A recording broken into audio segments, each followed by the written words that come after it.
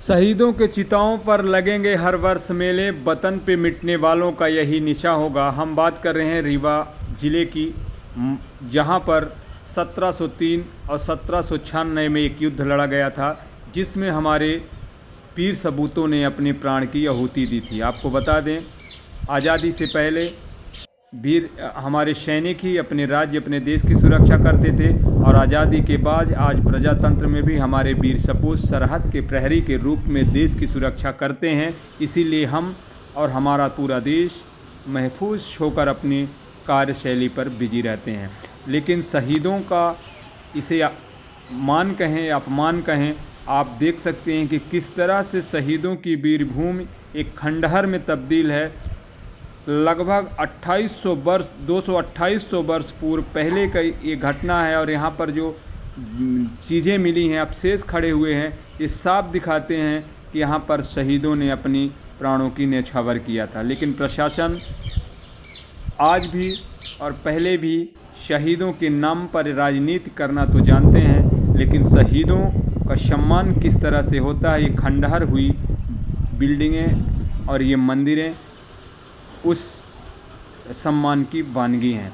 देखिए, अब इस खबर के बाद और समाज सेवी पूर्व जनपद अध्यक्ष लाल बहादुर सिंह के पहल के बाद स्थानीय प्रशासन क्या कार्रवाई करता है।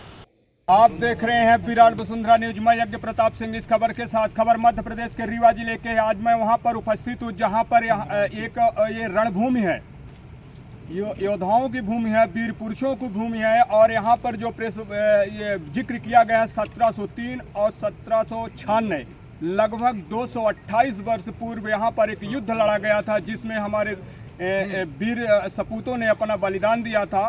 और इसका जीता जागता सबूत मैं कैमरामैन को बताऊंगा। यहाँ पे फोकस करेंगे, कुछ चिन्नी हैं, कुछ मंदिरें हैं, कुछ मूर्तियां हैं, और कुछ अवशेषों को यहाँ पर दफन कर दिया गया है, मिट्टी या कचड़ों से दबा दिया गया है। इसको दोबारा से जीवित करने के लिए यहाँ पर कार्य करने वाले कुछ समाजसेवी और पूर्व सदस्य लाल बहादुर सिंह जी के द्वारा जनपद अध्यक्ष लाल बहादुर सिंह के द्वारा एक पहल की गई है। आपको बता दें, हमारा देश या राज्य जब राजाओं का जमाना था तब भी सेना की जरूरत हुआ करती थी, और जब देश आज़ाद हुआ इसके बाद देश ने एक सेना का गठन किया। सेना के गठन के बाद में सेना देश की सुरक्षा को भरपूर मात्रा में सरहद की सीमाओं को सील करके करती है। उसी तरह से हमारे देश में जब राजा थे तो सैनिक या हमारे जो योद्धा थे हमारे राज्य को या हमारे स्टेट को सुरक्षित रखने का काम करते थे।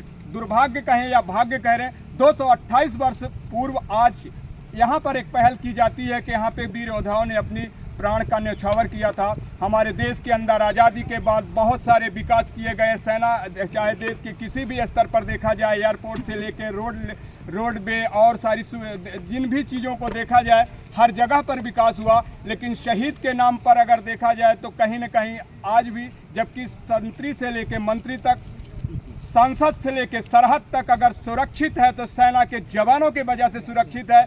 वीवीआईपी जितने भी मंत्री या विधायक या सांसद हैं, अगर वो कहते हैं कि मैं जनता के द्वारा चुनकर देश में आया हूं, तो 1 घंटे के लिए अपनी सुरक्षा हटा दें तो उनकी लोकप्रियता समझ में आ जाएगी कि जनता उनको कितना प्यार करती है। इसके बाद भी 228 वर्ष लग गए इस शहीद स्मारक को याद करने के लिए। मैं यहाँ पर लाल बहादुर सिंह जी से बात करना चाहूँगा, कि आपके दिल में ये पहल कैसे होगी और किस तरह से इसमें काम कराएंगे, कैसे हमारे जो आने वाली पीढ़ियां हैं, युवा पीढ़ियां हैं, उनको अपने पूर्वजों की याद दिलाएंगे। बताइए। धन्यवाद एजाज जी, बहुत बहुत धन्यवाद।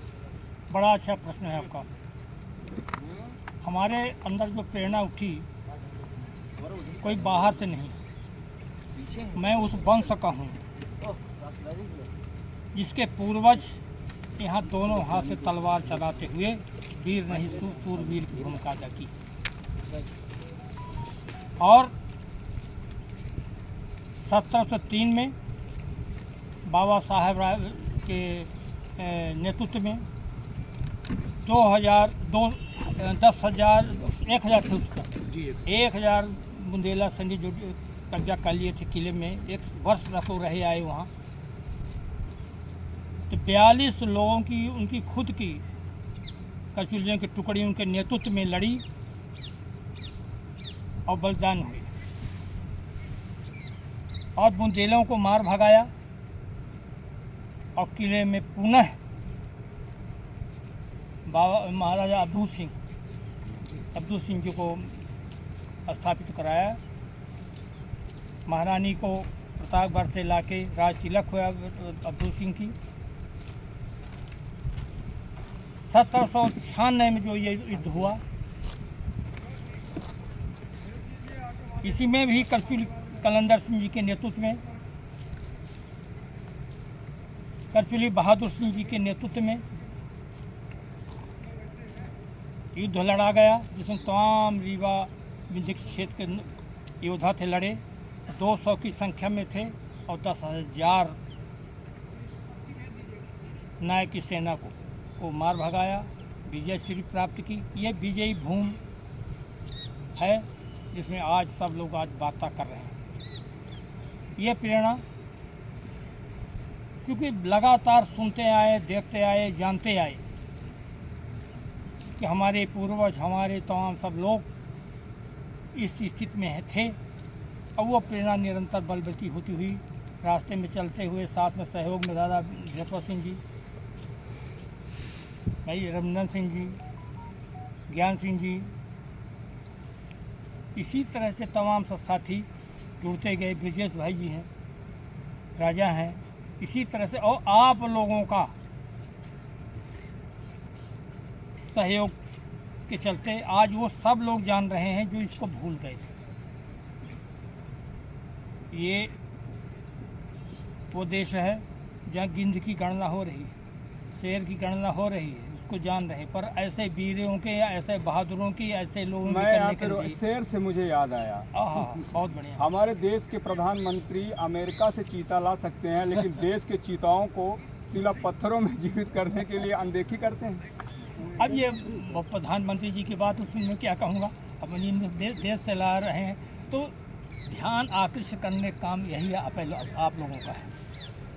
तो ये प्रेरणा, ये जो पुस्तक है, ये खाली हमको तलवार चलाने सिखाती। इनके अंदर सारे शौर्य थे।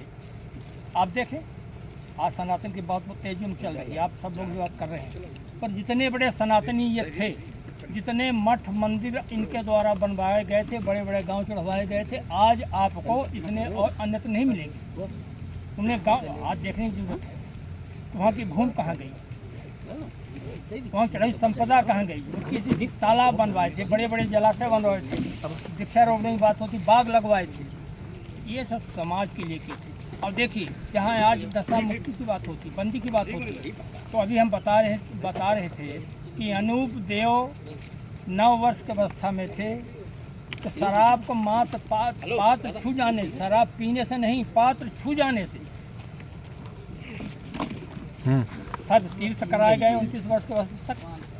अब मेरा एक छोटा और सवाल है, शराब को लेकर आपने क्वेश्चन किया कि पूर्वजों के द्वारा एक शराब को छू जाने से उन्होंने उनका तीर्थ यात्रा कराया, उनको पवित्र कराया।